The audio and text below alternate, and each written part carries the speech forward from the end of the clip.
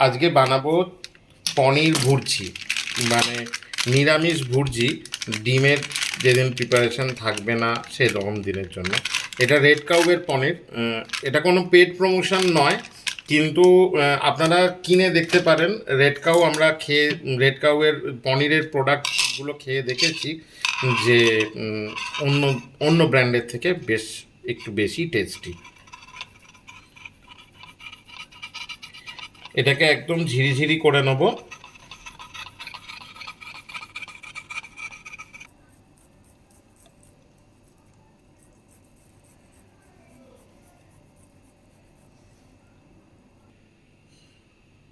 পুরো গ্রেট করা হয়ে গেছে।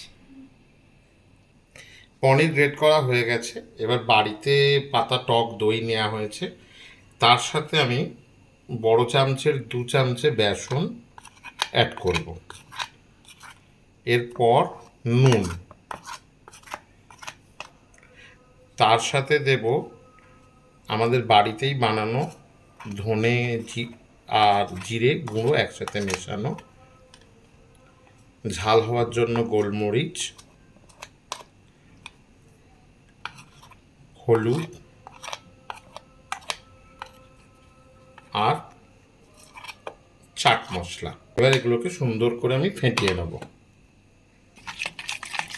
মশলাগুলোকে সব যখন দিলাম, তারপরে আস্তে আস্তে একটু সময় নিয়ে ফেটিয়ে নেওয়ার পরে এরকম একটা লেয়ার তৈরি হয়েছে। যদি আপনাদের করতে গিয়ে খুব স্টিকি মনে হয়, অল্প একটু জল দিতে পারেন, তবে খুব অল্প অল্প করেই জল দেবেন। পরিমাণটা দেখতে পাচ্ছেন, থিকনেসটা কীরকম এসছে। প্রিপারেশনটা রেডি। এবার আমি একটু শুকনো লঙ্কার তড়কা তৈরি করে নেব। এবার শুকনো লঙ্কা গুঁড়োর যে তড়কাটা, সেটার জন্য আমি কড়ায় অল্প তেল দেব। তেল গরম হয়ে গেছে। এবার আমি শুকনো লঙ্কার রেড চিলি পাউডার যেটা, সেই গুঁড়োটা তেলে দিয়ে নিলাম। এতে কি হয়, ওই একটা কাঁচা গন্ধ যে থাকে সেটা চলে যায়। ফ্লেমটা আস্তে করে নেব।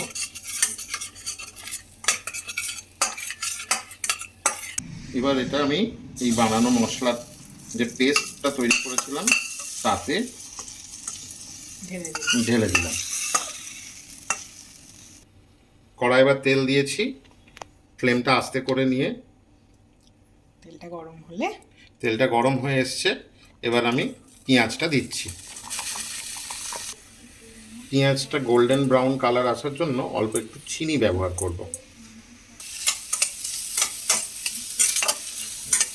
এবার এতে আদা কুচি আর টমেটো কুচি দিয়ে দিলাম।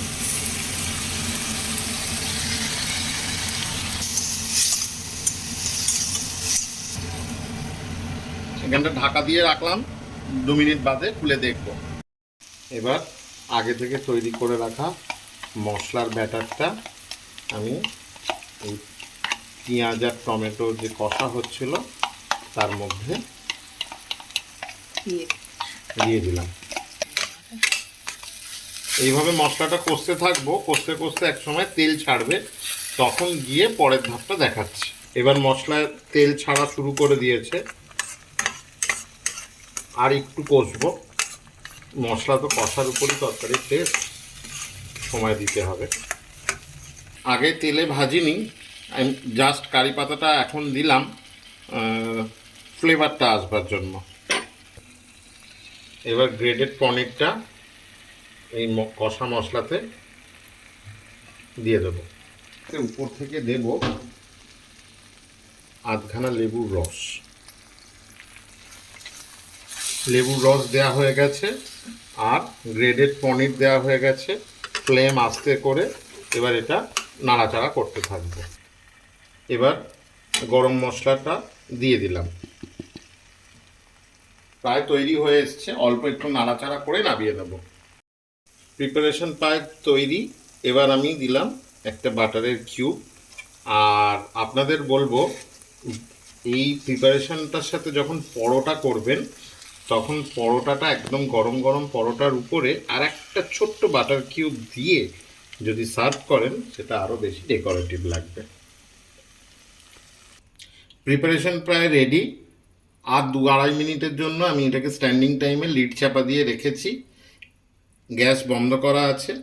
এটা নিজের টেম্পারেচারটাকে ধরে রেখেছে জাস্ট। এরপর পিয়ালি বাটারটা পরোটা melt রেডি হবে। করবে আর বাটারটা ততক্ষণে মেল্ট হয়ে যাবে আর গরম গরম সার্ভ করা হবে।